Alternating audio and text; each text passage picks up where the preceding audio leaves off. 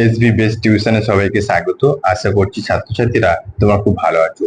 আজ ভিডিওটা খুব খুব গুরুত্বপূর্ণ হতে চলেছে, কেননা সেমিস্টার 4-এ যারা পাশে পড়ছো তাদের জন্য আমি আজ একটি গুরুত্বপূর্ণ প্রশ্ন এনেছি, সঙ্গে উত্তর সমেত আলোচনা করব। তাই অবশ্যই কিন্তু ভিডিওটা মন দিয়ে দেখতে থাকো এবং যদি ভালো লাগে অবশ্যই একটা লাইক করে দিও। তো চলো ছাত্রছাত্রীরা, আমরা কোশ্চেনটা কি দেখো না, ভারতীয় রাজনীতিতে গান্ধীজির উত্থান ব্যাখ্যা করো। Important question. দেখো আমি তোমাদের করছি, নোটস আকারে দিয়েছি। দেখো,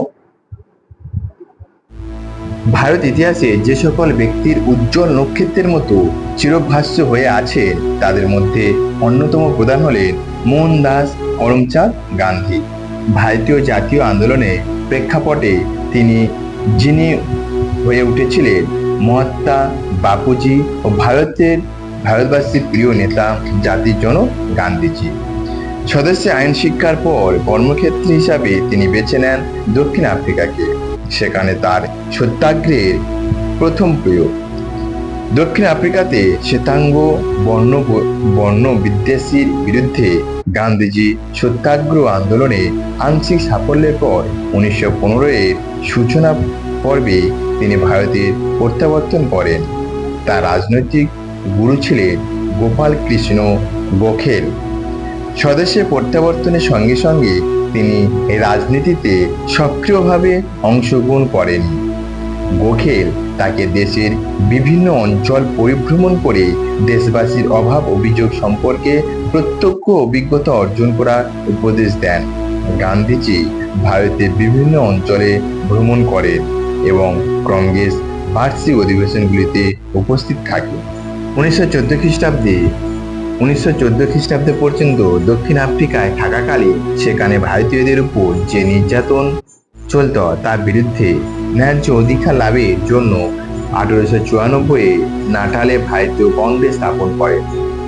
দক্ষিণ আফ্রিকার শ্বেতাঙ্গ সরকার এশিয়াটিক অর্ডিন্যান্স জারি করে ট্রান্সভাল নামক অঞ্চলে ভারতীয়দের প্রবেশ নিষিদ্ধ করে দেয় এবং সেখানে বসবাসকারী ভারতীয়দের উপর কতগুলি অপমানজনক শর্ত চাপিয়ে দেয়।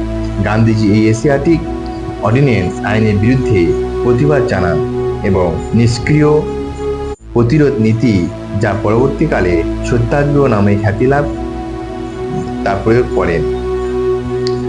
1908-এ তিনি প্রথম অসহযোগ অর্থাৎ আইন মাফিক দক্ষিণ আফ্রিকা সরকারের অনুসৃত বর্ণ বৈষম্যের নীতির বিরুদ্ধে আন্দোলন শুরু করেন। প্রখ্যাত ইংরেজি লেখক রাস্কিন ও বিখ্যাত রুশ সাহিত্যিক টলস্টয়ের রচনায় গান্ধীজিকে অনুপ্রাণিত করে। গান্ধীজির 3টি সত্যাগ্রহ মনে রাখবেন: চম্পারণ সত্যাগ্রহ, আমেদাবাদ সত্যাগ্রহ এবং খেদা সত্যাগ্রহ। এই 3টি সত্যাগ্রহ কিন্তু তোমরা মনে রাখবে। বুঝতে পারলে? চলো, দক্ষিণ আফ্রিকায় গান্ধীর সাফল্য এবং সংবাদপত্রে, বিশেষ করে নিজেদের সম্পাদিত ইন্ডিয়ান ওপিনিয়ন পত্রিকায় প্রকাশিত হলে তার খ্যাতি জনপ্রিয়তা বৃদ্ধি পায়। ভারতীয় রাজনীতিতে প্রবেশ মুহূর্তে এই গুজরাটি তরুণ সমগ্র ভারতের দৃষ্টি আকর্ষণ করে। তিনি জাতীয় কংগ্রেসের মধ্যে চলমান নরমপন্থী ও চরমপন্থীদের মধ্যে সমন্বয় সাধন করে এক নতুন ধরনের রাজনৈতিক কার্যকলাপ গ্রহণ করেন।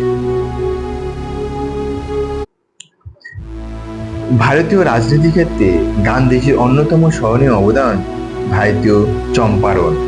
বিহারের চম্পারণ জেলায় নীলকর সাহেবরা চাষিদের উপর অকথ্য অত্যাচার করত।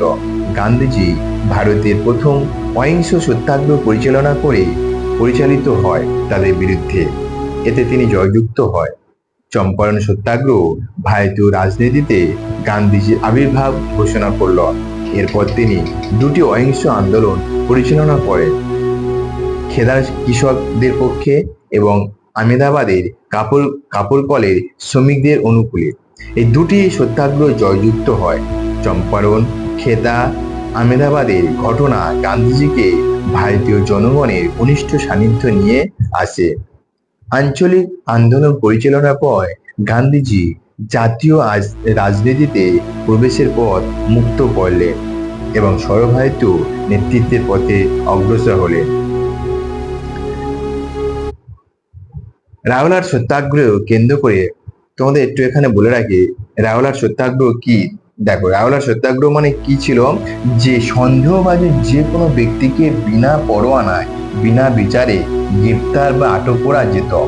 সরকার বিনা পরোয়ানায় যে কোনো ব্যক্তিকে ঘর বাড়ি তল্লাশি করতে পারত। এরকম একটা আইন আমাদের ব্রিটিশ সরকার জারি করেছিল। এবং 1919 খ্রিস্টাব্দে যখন 8ই মার্চ বিলটি আইনে পরিণত হয়, তখন এই আইনের বিরুদ্ধে দেশময় প্রতিবাদের ঝড় ওঠে। এটা হচ্ছে রাওলাট আইন। তো দেখো, রাওলাট সত্যাগ্রহে কেন্দ্র করে যে ব্যাপক আন্দোলন সূচনা হয়, তার চরম পরিণতি ঘটে পাঞ্জাবে জালিয়ানওয়ালাবাগ হত্যাকাণ্ডে। 1919-এর অমৃতসর অধিবেশনে পাঞ্জাবের ঘটনাবলীকে অমর্যাদা বলে মনে করা হয়। এই অধিবেশনে গান্ধীজি ছিলেন মধ্যমণি। তার ইচ্ছা অনুসারে কংগ্রেস একটি প্রস্তাব গ্রহণ করে। এই প্রস্তাবে পাঞ্জাব, গুজরাটে সরকারি নিপীড়ন ও কার্যকলাপে নিন্দা করা হয়।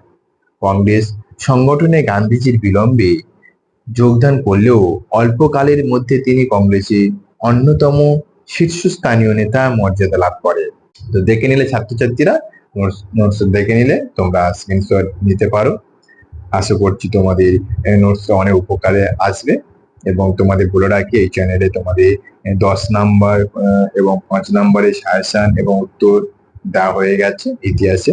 তো অবশ্যই যারা দেখোনি, ডেসক্রিপশনে গিয়ে দেখে নাও বা চ্যানেলে গিয়ে দেখে নাও। অবশ্যই তোমাদের আর কি কি নোট প্রয়োজন আমার কমেন্ট বক্সে লিখে জানিও।